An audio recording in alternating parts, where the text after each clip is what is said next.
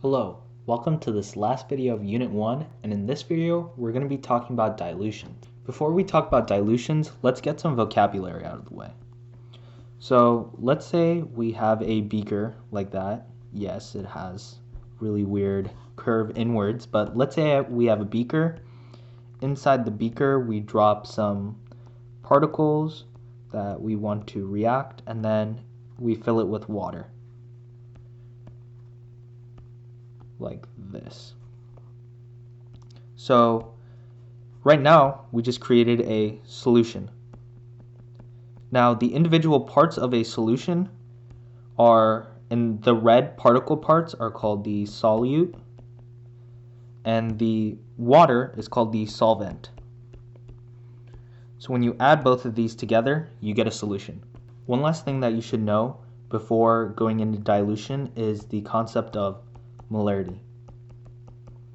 Essentially, molarity is the amount of solute in moles, so I'm going to put that in parentheses here, divided by the volume of the solvent that the solute is in, and that value is in liters.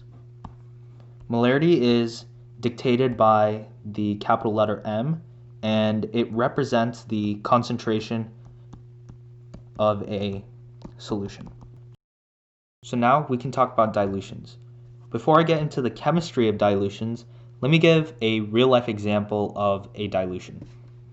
So let's say it's a really hot summer day, and you come back inside and you're extremely thirsty and you have some Kool-Aid lying around.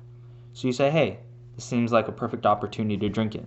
So Kool-Aid usually comes in little powder particles, and what you do is you dump it inside water.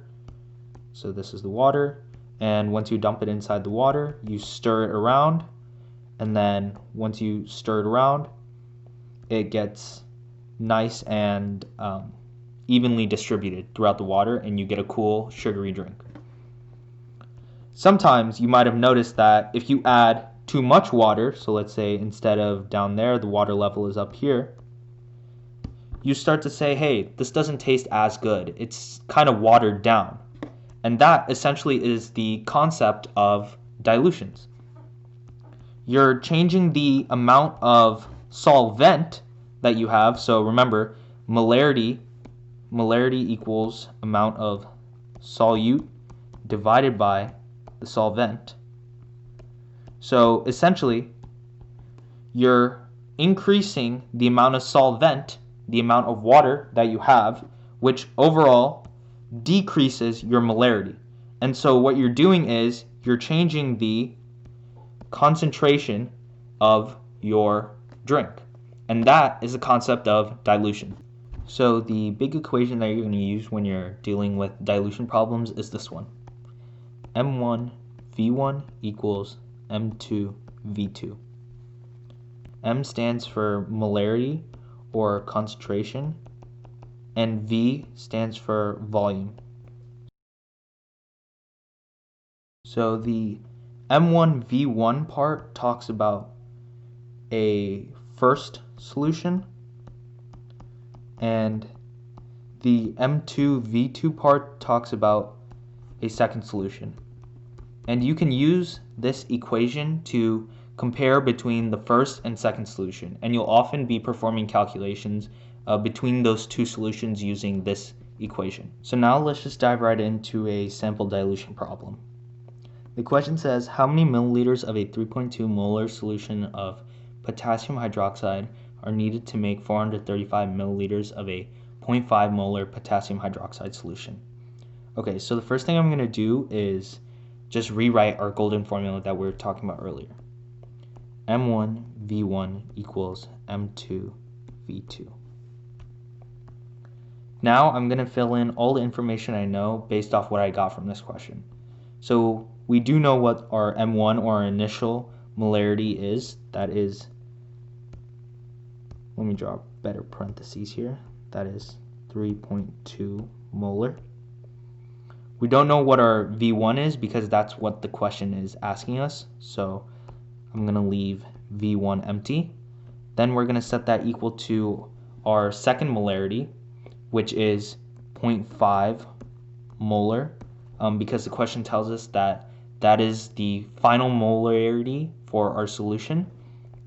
And next, I need to fill in the value for our V2, which is 435 milliliters, but I'm going to convert that into liters. So converting 435 milliliters to liters makes it 0.435 liters. So the next thing that I'm going to do is I'm going to multiply these two values together. And so that gets me 0.2265. And the next thing that I'm going to do is just rewrite this down here. So 3.2 molar times V1 equals 0.2265. Then what I'm going to do after that is divide by 3.2 molar on both sides. And that leaves us with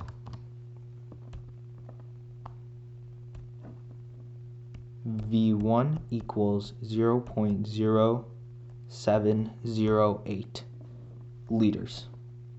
That should be our final unit.